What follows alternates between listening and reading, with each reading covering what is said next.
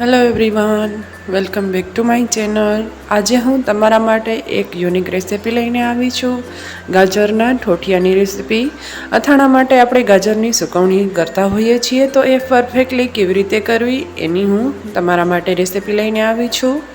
ઘણા ન્યૂકમર લોકોને ખબર નથી હોતી, તો ચાલો ફટાફટ જોઈ લઈએ। અહીંયા મેં 2 કિલો જેટલા ગાજર લઈ લીધા છે। ગાજર સરસ આવા રતાશ પડતા અને મોટી સાઇઝમાં હોય એવા જ લેવાના છે। આ ગાજરને મેં ધોઈ અને કોરા કરીને લઈ લીધા છે। હવે આ ગાજરની આપણે પીલ ઓફ કરી લઈશું, એટલે કે એની છાલ છે ઉપરની એ આપણે કાઢી લઈશું। તો આવી રીતે પીલરની મદદથી હું બધા ગાજર છે એની છાલ કાઢીને રેડી કરી લઈશ। ગાજર હંમેશા હોળી પહેલાં જ સુકવણી કરવી જોઈએ, કેમ કે હોળી પહેલાંના ગાજર હોય છે એ સ્વાદમાં સરસ મીઠા અને આવી રીતે એકદમ સરસ ક્વોલિટીના મળતા હોય છે।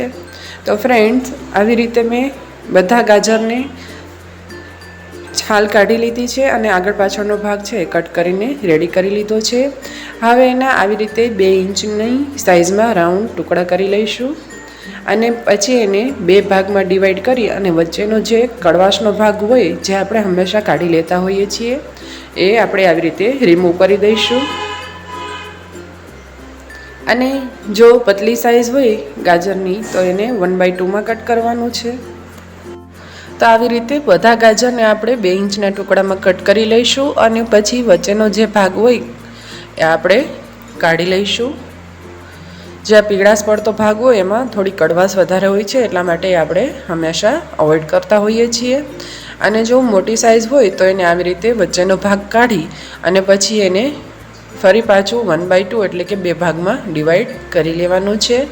તો આવી રીતે બધા ગાજરને કટ કરી અને રેડી કરી લઈશ।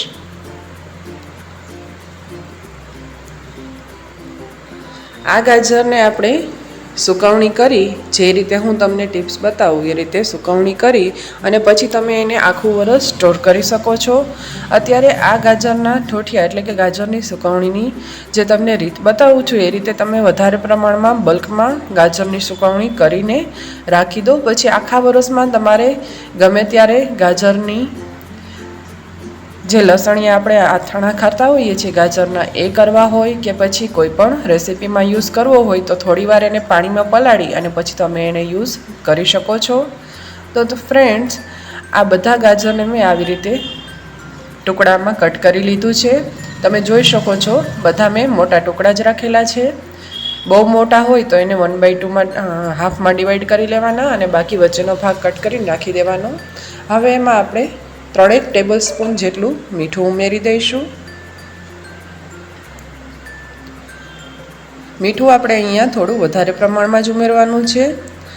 બધા ગાજરના ટુકડાને સરસ રીતે કોટ થઈ જાય એ રીતે આપણે મીઠું ઉમેરી દઈશું અને પછી એને સરસ રીતે ગાજરમાં હાથેથી આવી રીતે હલાવી અને મિક્સ કરી દેવાનું છે। મીઠું અત્યારે તમને જો ઓછું લાગતું હોય તો હજી 1 ચમચી જેટલું મીઠું ઉમેરી શકો છો। બધા ગાજરને પ્રોપરલી કોટ થાય એટલું આપણે મીઠું ઉમેરવાનું છે। હવે એને આપણે ઢાંકીને થોડીવાર રાખી દઈશું। 1-2 કલાક પછી એને આવી રીતે તડકામાં કોઈ પણ કપડું પાથરી અને છૂટા છૂટા સૂકવી દેવાના છે। તો ફ્રેન્ડ્સ, 1 દિવસ પછી તમે જોઈ શકો છો ગાજર અહીંયા થોડા એવા સુકાઈ ગયા છે। હજુ આને 1 દિવસ માટે તડકામાં મૂકી દઈશું। જો તમારે ત્યાં તડકો આવતો હોય તો 2 દિવસમાં આ ગાજર છે પ્રોપરલી સરસ સુકવણી થઈને રેડી થઈ જશે। અને તડકો ઓછો આવતો હોય તો 3 દિવસ જેવો સમય લાગશે। તો ફ્રેન્ડ્સ, તમે જોઈ શકો છો 2 દિવસમાં અહીંયા જે મેં ગાજરની સુકવણી કરેલી એ સરસ રીતે પ્રોપર સુકાઈને રેડી થઈ ગઈ છે, એટલે કે આપણા ગાજરના ઠોઠિયા છે એ બનીને રેડી થઈ ગયા છે। આ ગાજર છે એ એકદમ સુકાઈને ચવડ પણ નથી અને જરા પણ ભેજ પણ નથી રહેલો, એ વાતનું ખાસ ધ્યાન રાખવાનું।